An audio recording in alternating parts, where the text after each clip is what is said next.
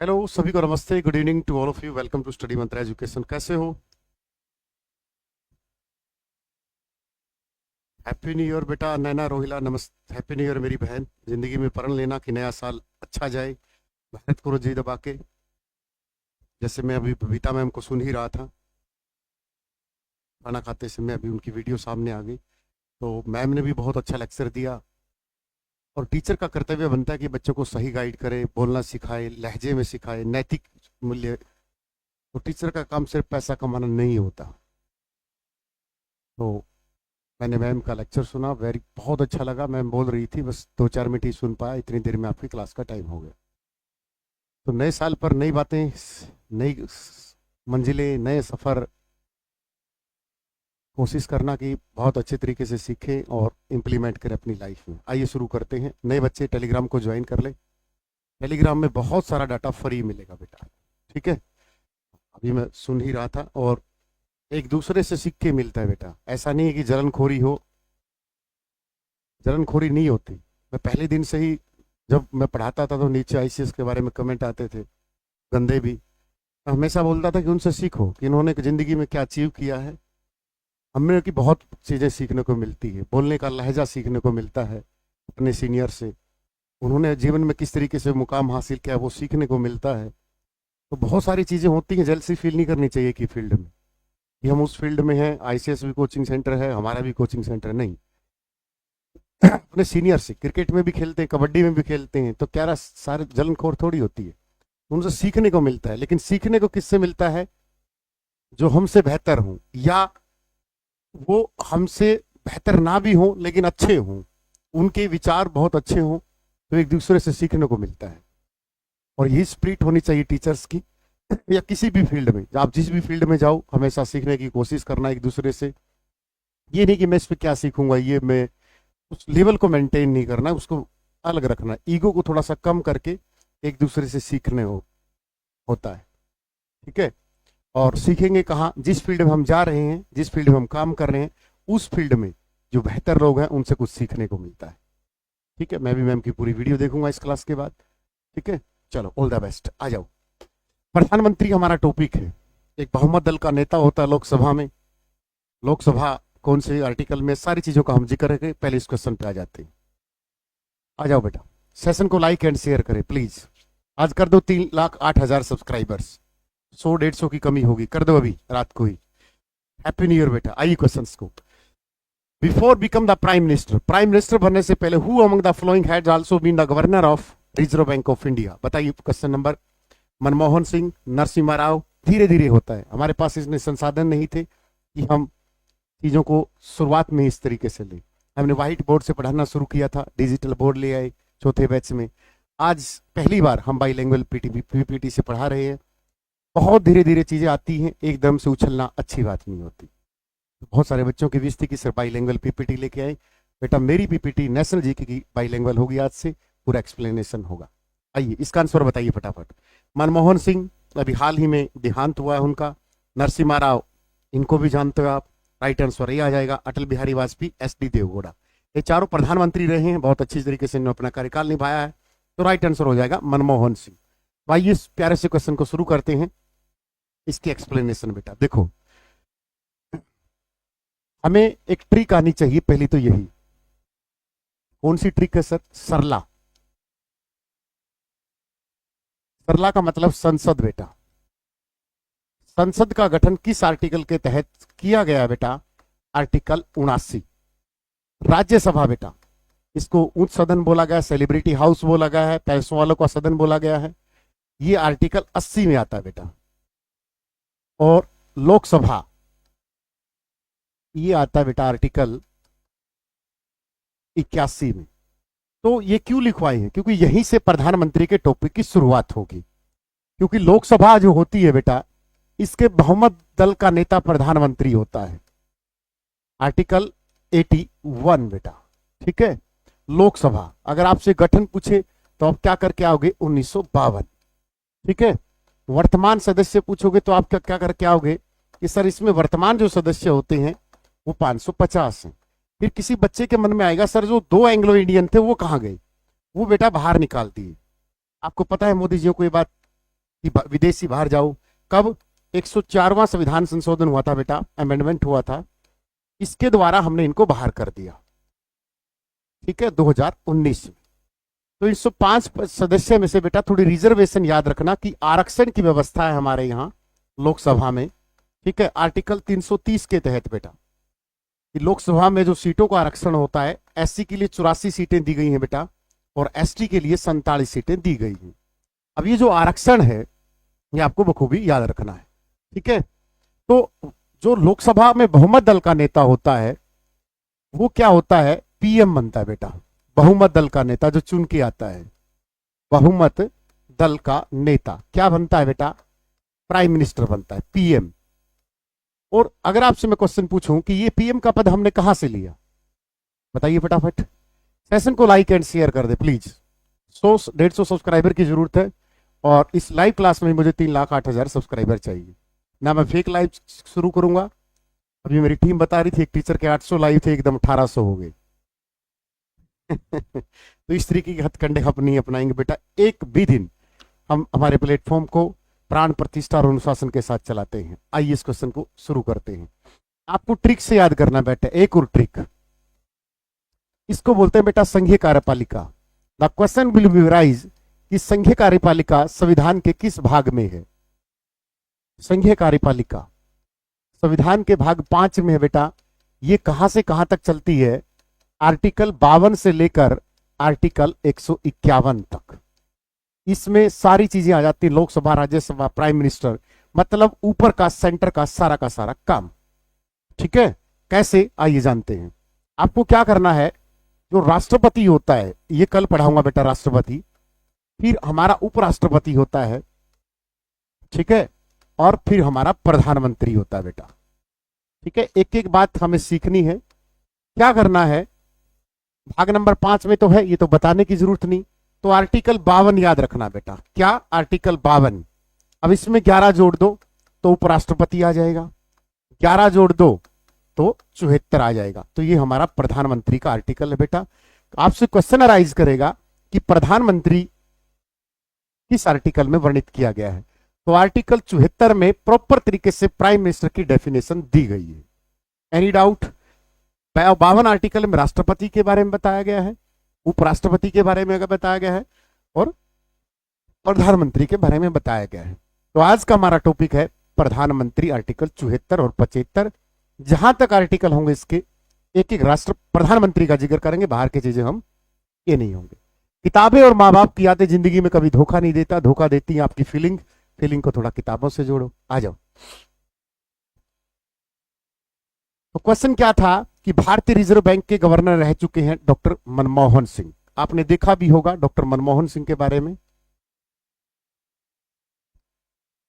Doctor Manmohan Singh एक अर्थशास्त्री थे, आरबीआई के गवर्नर रहे हैं, आरबीआई गवर्नर बेटा। ठीक है, आपसे पूछे आरबीआई की स्थापना कब हुई? रिजर्व बैंक ऑफ इंडिया, बैंकों का बैंक बोला जाता है, 1 अप्रैल 1935 को बेटा। कब हुई? आपसे पूछेगा किस कमीशन के आधार पर हुई? उस आयोग का नाम है बेटा हिल्टन आयोग। ये 1934 में बना था और इसने रिपोर्ट प्रस्तुत करते ही 1935 में हमारा। फिर पूछेगा इसका राष्ट्रीयकरण कब हुआ? तो इसका राष्ट्रीयकरण, नेशनलाइजेशन हुआ बेटा 1949 में। आरबीआई के वर्तमान चीफ कौन है? कोई बताएगा कमेंट करके। आरबीआई चीफ तो बेटा शक्तिकांत दास अभी होते थे, अब उनको बदल दिया गया है। आरबीआई गवर्नर्स बदल दिया गया है, तो आरबीआई के नए गवर्नर का नाम कौन बताएगा? संजय मैंने बता दिया, अब आप बताओ। संजय मल्होत्रा बेटा नए बने हैं। क्या नाम है? संजय मल्होत्रा। शाबाश बेटा, गुड। क्या नाम है? संजय मल्होत्रा एट प्रेजेंट हमारे आरबीआई गवर्नर हैं। आइए, डॉक्टर मनमोहन कौन सी विधानसभा में प्राइम मिनिस्टर बने थे? सॉरी, लोकसभा में। बताओ फटाफट।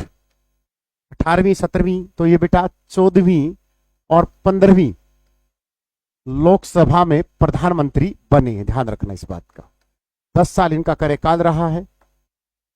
ठीक है, इन्होंने देश को 1991 में वित्तीय आपातकाल से बचाया था। वित्तीय आपातकाल आर्टिकल 360, वित्तीय आपातकाल आप सभी को पता होगा उस समय वैश्वीकरण, ग्लोबलाइजेशन, प्राइवेटाइजेशन, निजीकरण, वैश्वीकरण और ये बहुत सारी चीजें आई थी। तो यहाँ पर क्या हुआ था, प्राइवेटाइजेशन किया था। हमारा देश वित्तीय आपातकाल में डूबने वाला था, आरबीआई के पास पैसा नहीं था, तो निजीकरण पर जोर दे दिया।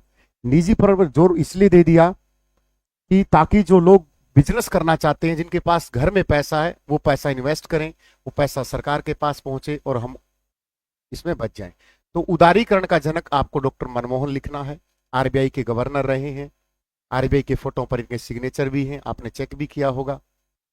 ठीक है, अब 18वीं लोकसभा चल रही है बेटा पवन। अब 18वीं लोकसभा में प्राइम मिनिस्टर नरेंद्र मोदी जी हैं, और नरेंद्र मोदी जी ने जो शपथ ली थी बेटा, वो कब ली थी कमेंट करके बताएं। 17 सितंबर 1950 को गुजरात के मेहसाणा में नरेंद्र मोदी जी का जन्म होता है।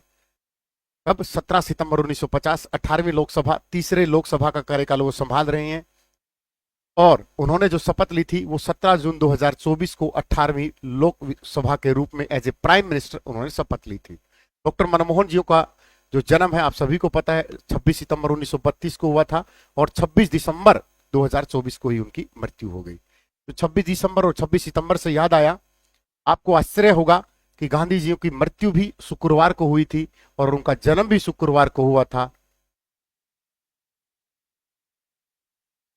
पता आपको, महात्मा गांधी के जीवन की 3 सबसे बड़ी घटनाएं शुक्रवार को हुई थी।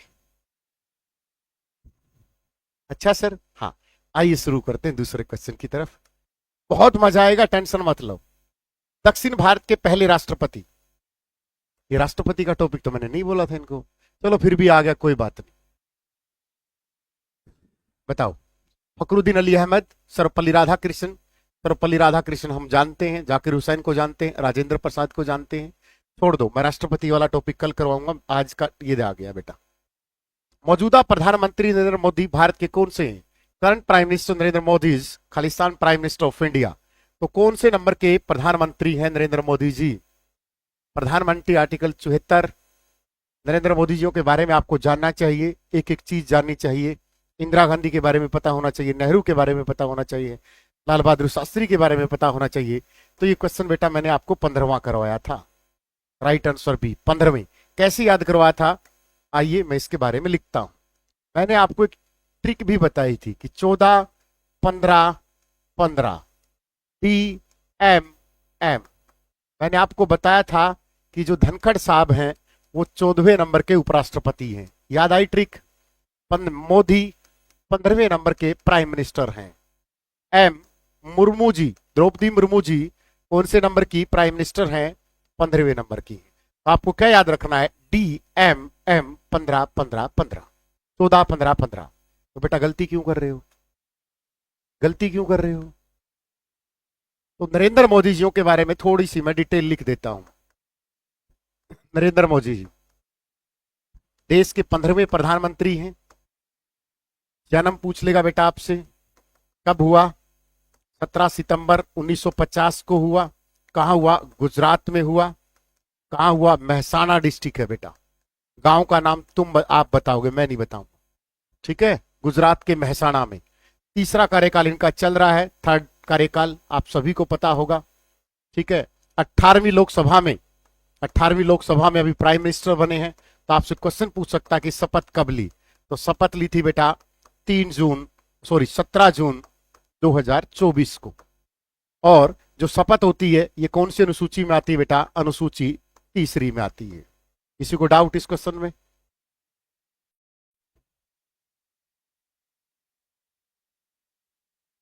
सारी चीजें बताऊंगा बेटा, टेंशन क्यों ले रहे हो? एक एक चीज बताऊंगा प्रधानमंत्रियों के बारे में, सब कुछ।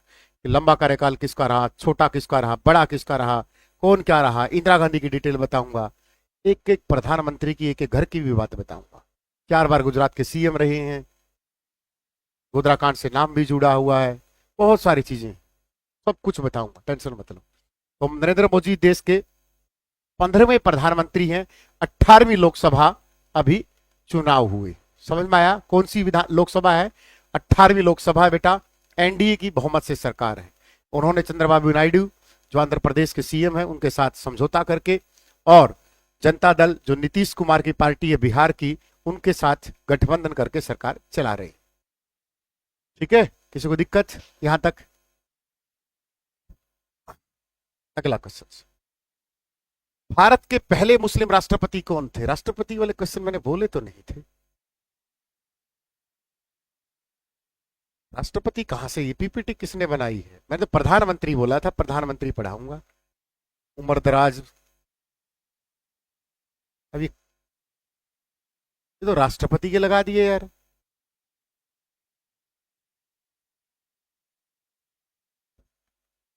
क्या है? छोड़ो, आ जाओ, मैं अपनी तरफ से बना लेता हूं, आ जाओ।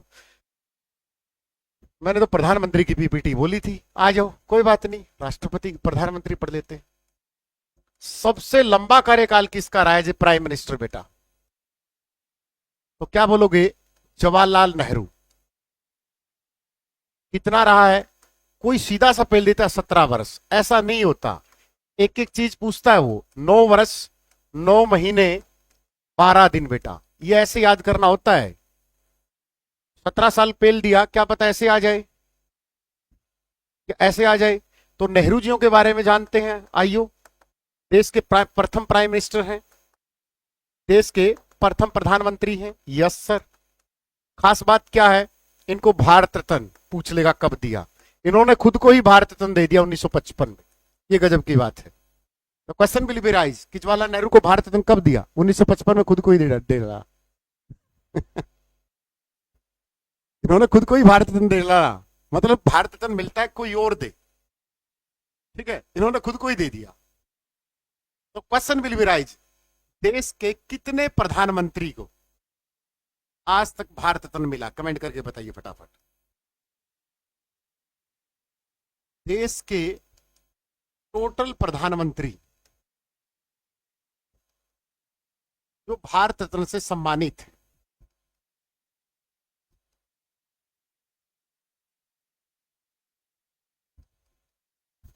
बताइए फटाफट। मैं बताऊंगा इंदिरा गांधी को 1973 में दिया गया था, 72 में, सारी चीजें बताऊंगा। 2 को ना मेरे बेटा, 2 को तो नहीं मिला। बताओ फटाफट क्वेश्चंस को, मैं तो कई नाम लिखूंगा यहां पर। नो, किसको? नो। 2024 में ही तो 2 को तो इनको मिल गया, पीवी नरसिम्हा राव, नरसिम्हा राव 2024 एक। दूसरा चौधरी चरण सिंह, 2 तो बेटा अभी मिले हैं मेरे बेटा। तीसरा 1955 नेहरू को मिला।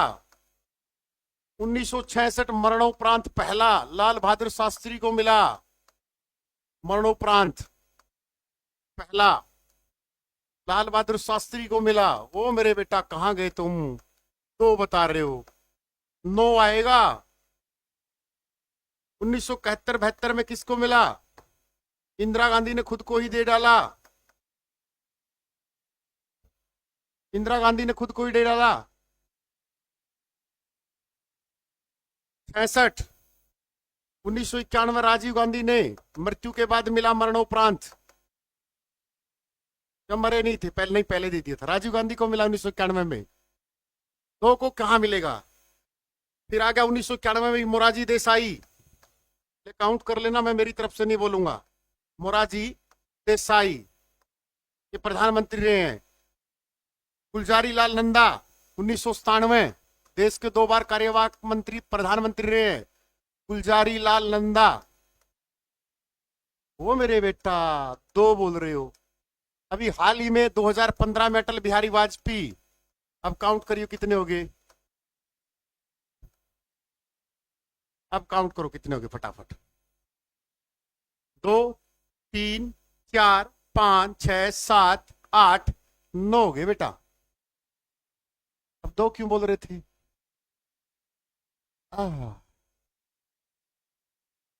राष्ट्रपति देता है बेटा, लेकिन सरकार ही खेल खेलती इसके पीछे।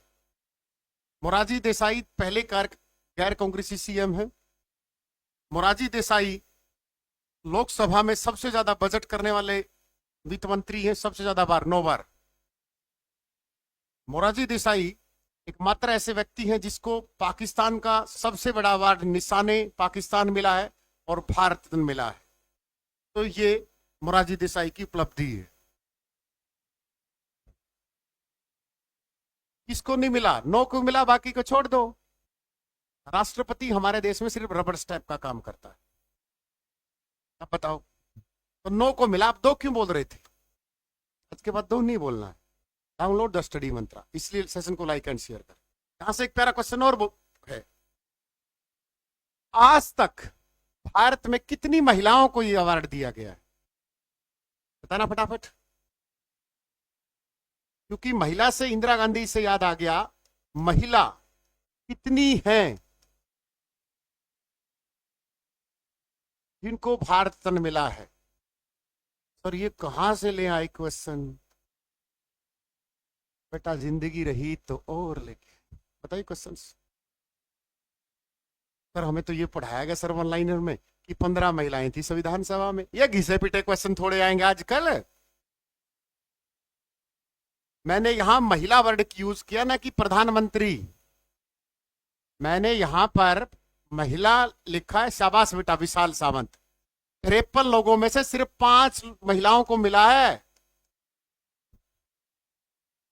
मात्र 5 महिला। अच्छा सर और क्या? Number 1 73 Indira Gandhi, yes sir, Bharat माता की जय सर। दूसरे नंबर पर 1988 मदर टेरेसा, यस सर। आगे बताओ तीसरा। 5 लोगों को, 5 महिलाएं थी बेटा, ये 5 महिलाएं। तीसरी अपने हरियाणा वाली अरुणा असफ अली, 1997 में पंचकुला में जन्मी अरुणा असफ अली। अगली साल इससे अगला किसका मिला? एस सुब्बालक्ष्मी। सुब्बुलक्ष्मी एक गायक कलाकार होती थी। 5वां कब मिला? 2001 लता मंगेशकर बेटा।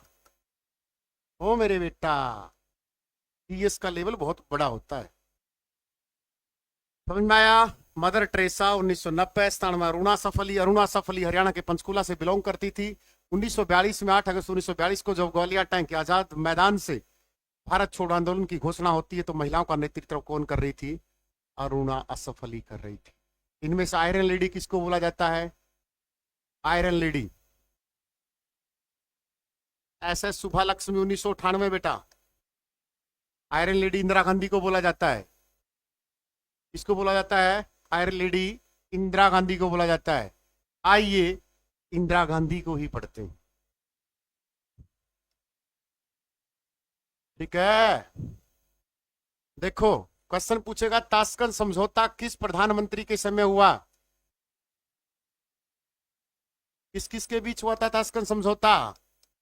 11 जनवरी 1966 को। किस किस के बीच होता है? लाल बहादुर शास्त्री प्रधानमंत्री होते थे, पीएम। इस साइड कौन था? पाकिस्तान की तरफ से। तो यहां बेटा ताशकंद समझौते में लाल बहादुर शास्त्री की मृत्यु हो जाती है और उनका पोस्टमार्टम भी नहीं करवाया जाता। उनका परिवार बोलता है कि कम से कम पोस्टमार्टम तो करवा दो, लेकिन वो मना कर देते हैं। आपसे क्वेश्चन पूछेगा ताशकंद समझौता कब हुआ? 11 जनवरी 1966 को। आपको ध्यान रखना, ठीक है? लाल बहादुर शास्त्री के बारे में क्वेश्चन रखना। मरणोपरांत पहले भारत रत्न प्राप्त करता कौन थे? लाल बहादुर शास्त्री थे 1966 में। ताशकंद समझौता कहाँ है आजकल? ये ताशकंद उज्बेकिस्तान में है बेटा। कहां पर है ये जगह? उज्बेकिस्तान में है। कहां पर है ये? उज्बेकिस्तान में ये जगह है बेटा। और इसके मरने के जस्ट बाद इसको प्रधानमंत्री बना दिया जाता है। इसको बना दिया जाता है। फिर 1998 में रविशंकर को मिला तो मोनिका औरों को नहीं मिल सकता? सर रविशंकर को मिला था। यहां प्रधानमंत्री का जिक्र चल रहा है।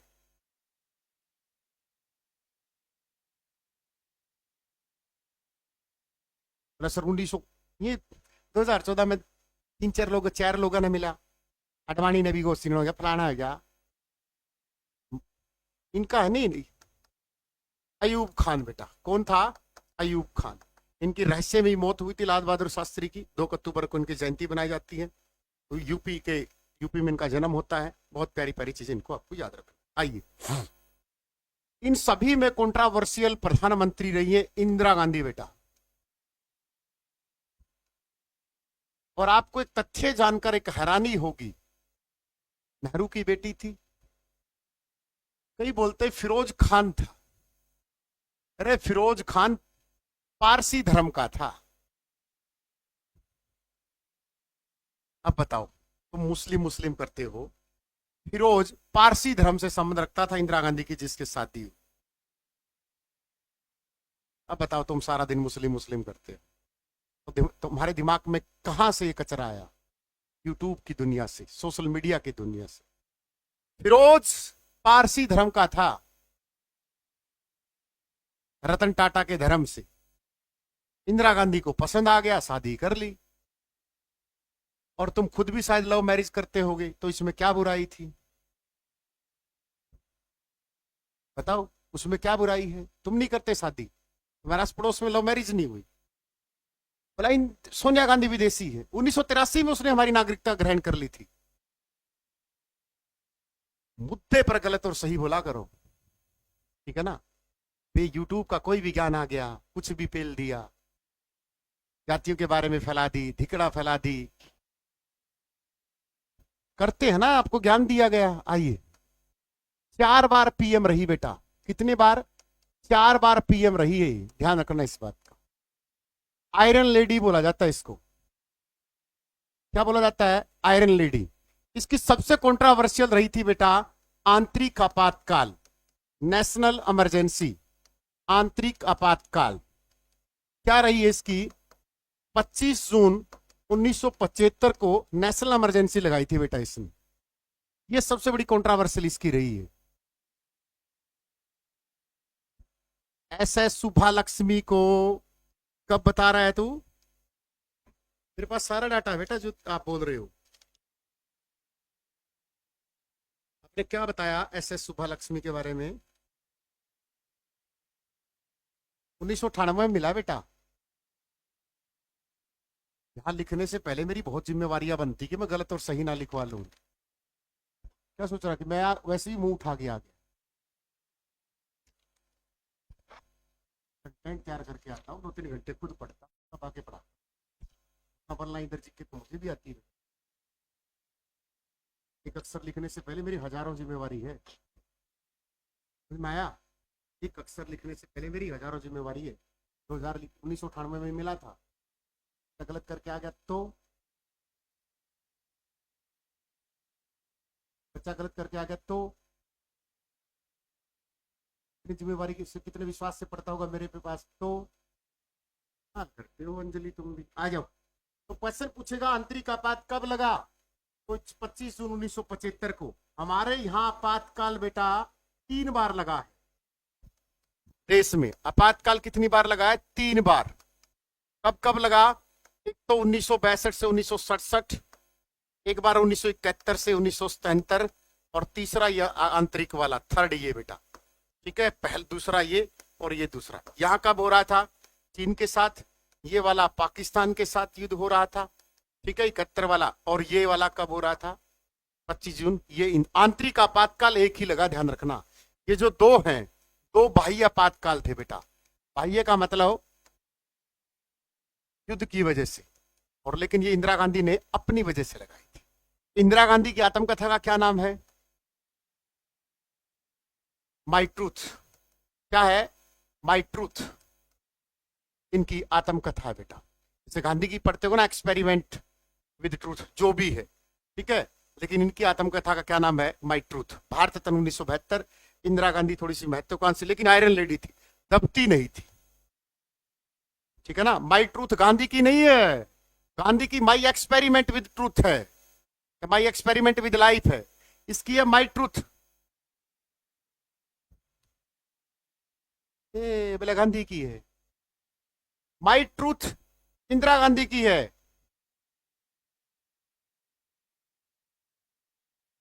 तुम ऐसे ही तो फंसोगे, फंसोगे उस्ताद, फंसोगे,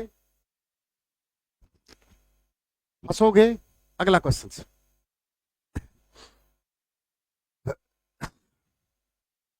मेरी तरफ से ही बनाने पड़ेगा, पीपीटी तो है नहीं अब।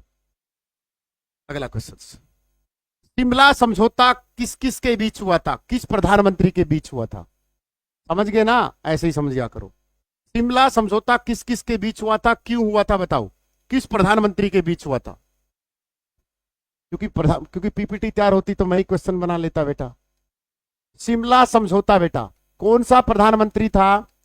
2 जुलाई 1972 को बेटा किस किस के बीच हुआ?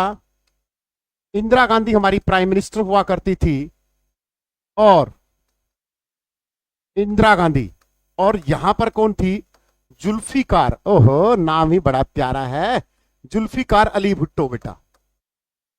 और आपको हैरानी होगी कि पाकिस्तान का आज तक कोई भी प्रधानमंत्री अपनी जीवन को सही से नहीं जी पाया है, मर्डर कर दिया गया है। पाकिस्तान में कोई भी सेलिब्रिटी, मतलब खासकर राजनेता जो प्रधानमंत्री के पद तक पहुंचा है, उसको कर दिया गया है, चाहे कोई भी इतिहास उठा लो। तो शिमला समझौता पूछेगा किस किस के बीच हुआ? पाक वर्सेस इंडिया के बीच हुआ, ठीक है ना। इंडिया वर्सेस कब हुआ? 2 जुलाई 1972, इंदिरा गांधी पर जुल्फिकार। इसमें क्या करा था कि हमारा 13,000 वर्ग किलोमीटर जो क्षेत्र पाकिस्तान पे था, भारत ने वापस ले लिया समझौते के तहत। बता जाओ, लग करो काम। किसी को डाउट बेटा इस क्वेश्चन में? तो क्वेश्चन विल बी राइज कि शिमला समझौता किस किस के बीच हुआ? आज तक पाकिस्तान में किसी भी प्रधानमंत्री ने 5 साल का कार्यकाल पूरा नहीं किया है, और हमें डराते हैं पाकिस्तान से। पाकिस्तान से हमें है ही नहीं, पाकिस्तान के समान हमारी फोन खराब, पानी खराब, इसकी नजर लगी। मेरा कल डबल स्क्रीन वाला फोन दिख गया था, है ना। हाँ, ये बेईमान आदमी ऐसी नजर मारते हैं। ये अगला क्वेश्चन, सारा पानी सारा फोन, आ जाओ। किस प्रधानमंत्री ने गरीबी हटाओ का नारा दिया था? इस फोन पे दिक्कत ना आ जाए, फोन को ठीक कर दो। किस प्रधानमंत्री ने गरीबी हटाओ देश बचाओ का नारा दिया था बेटा? बताओ फटाफट। किस प्रधानमंत्री ने गरीबी हटाओ का नारा दिया था? कब दिया? 1971 में। किसने दिया? इंदिरा गांधी सरकार ने, ठीक है। कौन सी योजना थी? 4th पंचवर्षीय योजना। लेकिन ये यहां से ये अलग है बेटा, गरीबी उन्मूलन, कि गरीबी को खत्म करना है। ये गरीबी उन्मूलन 5वीं पंचवर्षीय योजना आएगा बेटा, ठीक है ना। 5वीं पंचवर्षीय योजना, इस क्वेश्चन को यहां से डिले करना है, ठीक है ना। ये नारा अलग है, गरीबी हटाओ देश बचाओ, ये नारा था 4थी पंचवर्षीय इंदिरा गांधी। ये अलग है, गरीबी उन्मूलन पंचवर्षीय योजना। इसीलिए मैं आपको दोनों चीजें, पानी की वजह तो जो सांगना है।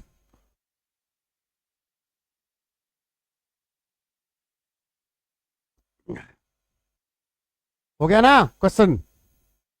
सर फोन खराब हो गया, हमें दे दो,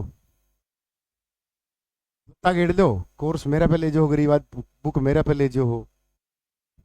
आ जाओ। नारे से याद आया, जय जवान जय किसान, लाल बहादुर शास्त्री। जय जवान जय किसान किस प्रधानमंत्री ने दिया? शास्त्री जियों का नारा था। फिर अगला नारा क्या था? जय जवान जय किसान जय विज्ञान। ये नारा किस प्रधानमंत्री ने दिया?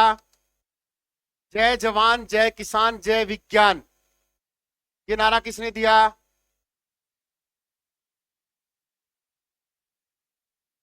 अटल बिहारी वाजपेयी। किसने दिया? अटल बिहारी वाजपेयी। सबसे छोटा कार्यकाल रहा है प्रधानमंत्री के रूप में, सबसे छोटा कार्यकाल, मात्र 13 दिन। अभी हाल ही में 6 दिन पहले आपको याद होगा कि अटल बिहारी वाजपेयी की जयंती थी, और 25 दिसंबर था। आपको याद होगा सुशासन दिवस के रूप में मनाया जाता है बेटा, इसके युद्ध में सुशासन दिवस। और फिर आपको 23 दिसंबर भी याद होगा, 23 दिसंबर किसकी जयंती है? देश के 5वें प्रधानमंत्री चौधरी चरण सिंह की, देश के 5वें प्रधानमंत्री चौधरी चरण सिंह, जो कभी लोकसभा गए ही नहीं, चौधरी चरण सिंह, ये किसके रूप में बनाया जाता है बेटा? किसान दिवस के रूप। यहां तक किसी को डाउट? यहां तक किसी को डाउट? 34 वाली पीडीएफ मनदीप फ्री पड़ी है बेटा, ऐप पे फाइल में देख लो जाके चेक करके। टेलीग्राम ज्वाइन तो करो, दोबारा डाल दूंगा इस क्लास के बाद। और बताओ,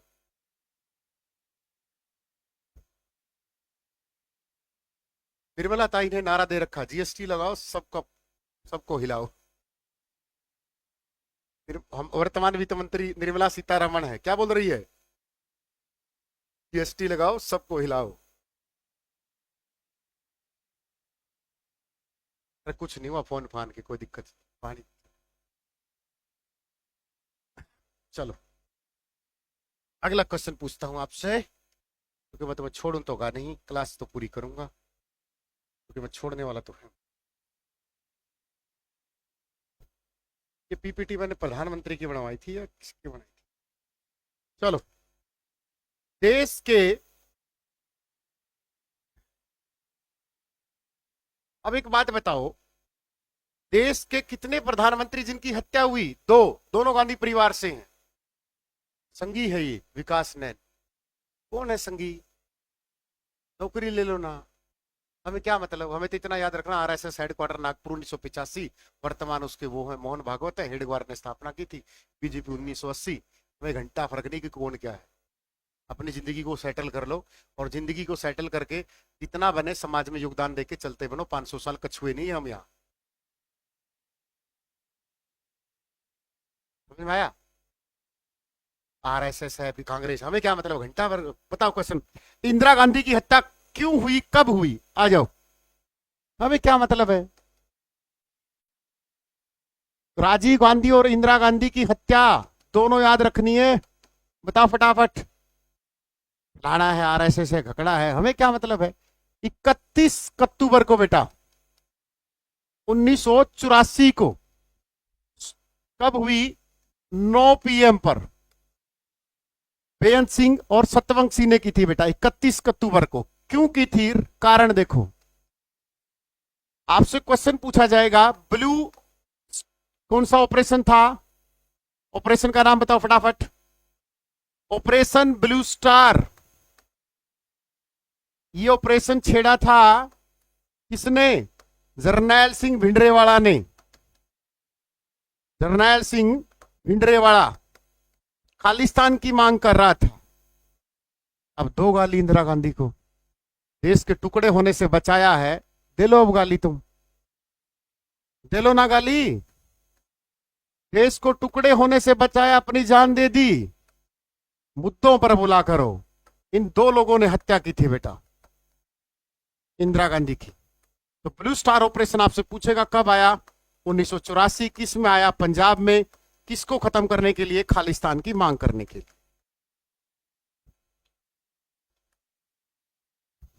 अपनी जान को हथेली पर रखकर प्रधानमंत्री ने चलाया था। अब दो गाली गांधी परिवार को, मुद्दों की बात पे बहस किया करो।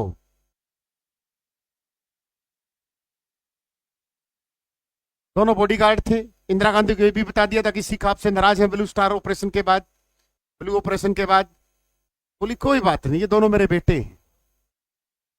क्या है? ये दोनों मेरे बेटे हैं। और बेटे ने कर दी, बोले चलो बेटा, कर दिया, मुश्च कर दिया।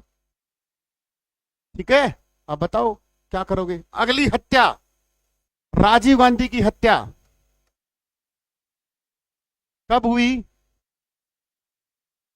अब यह भी आतंकवाद को खत्म करना चाहता था तमिलनाडु में। कब हुई? 21 मई 1991। कहां हुई? तमिलनाडु में। तमिलनाडु कौन सी जगह थी? पेरम्बूर कोई ऐसी जगह थी। किसके लिए? लिट्टे, जो आतंकवादी संगठन था, उसने इसको मार दिया। और 21 मई को हम क्या बनाते हैं? सद्भावना दिवस।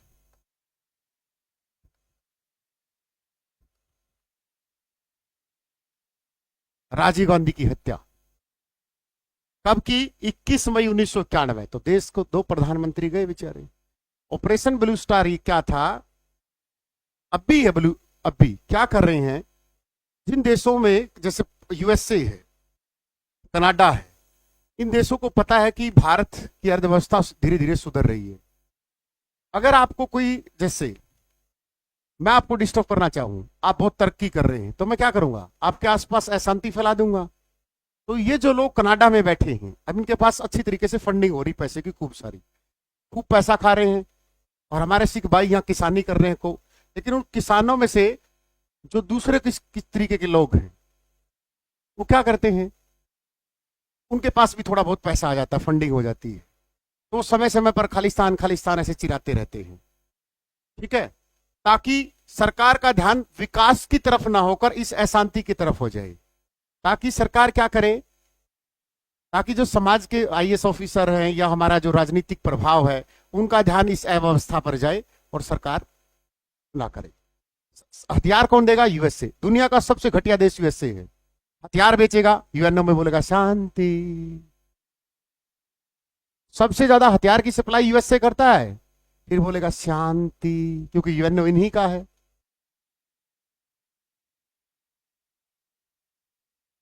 इराक को मरवा दिया, सारा तेल खाली कर दिया, अपनी सेना छोड़ दी, शांति। रसिया ने अफगानिस्तान में छोड़ दिया, शांति। ये गजब के लोग हैं, दोहरा करैक्टर है इनका।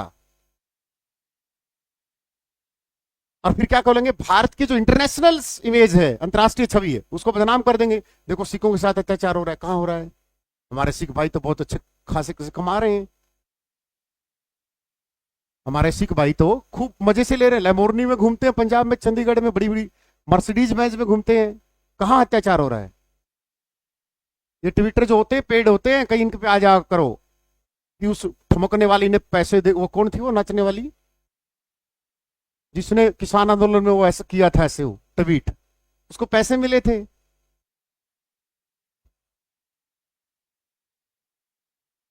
आ जाओ। तो हमारे देश की जब भी बात आए, एकता की बात किया करो, जो भी पोस्ट करे गाली दो, त्रिम ऐसे बोला करो। ठीक है, चलो भाई। प्रधानमंत्री और किसी पीपीटी थी नहीं यार, आज क्लास हुई नहीं, कोई मजा आया। चलो भाई, 15 प्रधानमंत्री है, मैं नाम गिना देता हूँ, उनकी बातें याद आएंगी, वो बताता जाऊंगा। सबसे लंबा कार्यकाल जवाहरलाल नेहरू को देश के प्रथम प्रधानमंत्री, आर्टिकल 74 में आता है। ठीक है, 74(3) में ये बात लिखी गई है, जो लोकसभा में मंत्री होते हैं वो सामूहिक रूप से लोकसभा के प्रति जिम्मेवार होते हैं। और जो लोकसभा में मंत्री बनते हैं बेटा, ये 15% ही बन सकते हैं। ठीक है, अब ये जो 15% बन सकते हैं, ये कौन से संविधान संशोधन में हुआ था? और रिहाना आई थी, इसी से मरगा में चाची पाजेंगे, इसे घाघरा पहरे 52 करोड़। पता है क्यों दिए थे वो? उसके पीछे की कहानी बता देता हूं आपको। रिहाना का एक ब्यूटी प्रोडक्ट लॉन्च होगा जिसमें अंबानी के शेयर मार्केट होंगे, और वो जो 52 करोड़ 68 करोड़ रुपए दिए थे, उसके पीछे पूरी स्ट्रेटजी है, ताकि सारा देश का ध्यान रिहाना की तरफ हो। और रिहाना बहुत जल्दी कॉस्मेटिक प्रोडक्ट लॉन्च करने वाली है, और अब मोटा भाई इतना हल्के में ना लियो, 72 करोड़ देगा उसको सलवार हटाने के, जम्फर हलाने के। ठीक है ना? इंडिया में वो प्रोडक्ट लॉन्च करेगी, क्योंकि अब मोटा भाई इसमें आएंगे, इस फील्ड में। बिजनेस डील थी वो, कहीं सोचो कि वो बोलो कि हाँ ये इसको ले गए 74 करोड़ 72 करोड़, यहाँ दिमाग लगाया करो। तो देश के प्रथम लाल जवाहरलाल नेहरू थे, इनका सबसे लंबा कार्यकाल रहा है, सबको पता है। ठीक है, अच्छे तरीके से बता दिया मैंने। 16 वर्ष 9 महीने 12 दिन रहे हैं जवाहरलाल नेहरू। हमारे दामोदर घाटी परियोजना लेके आए थे, बहुत बड़े बड़े चीजें, एम्स की स्थापना की थी जवाहरलाल नेहरू ने। आजादी में उनका बहुत बड़ा योगदान रहा है। एक बात और, जब नेहरू जी ने शपथ ली थी, महात्मा गांधी नहीं आए थे, बोला ना गांधी जी बस ये होता है। ठीक है, अगला है लाल बहादुर शास्त्री। 2 अक्टूबर ताशकंद समझौते के तहत उनकी मृत्यु हुई थी। अगले हैं जी का मतलब गुलजारी लाल नंदा, तीसरे प्रधानमंत्री। गुलजारी लाल नंदा 2 बार कार्यवाहक प्रधानमंत्री रहने वाले एकमात्र व्यक्ति हैं। एक बार जब नेहरू की मृत्यु हुई, और फिर अगली बार शास्त्री की मृत्यु हुई। तो तीसरे नंबर के और 5वें प्रधानमंत्री कौन है? गुलजारी लाल नंदा है।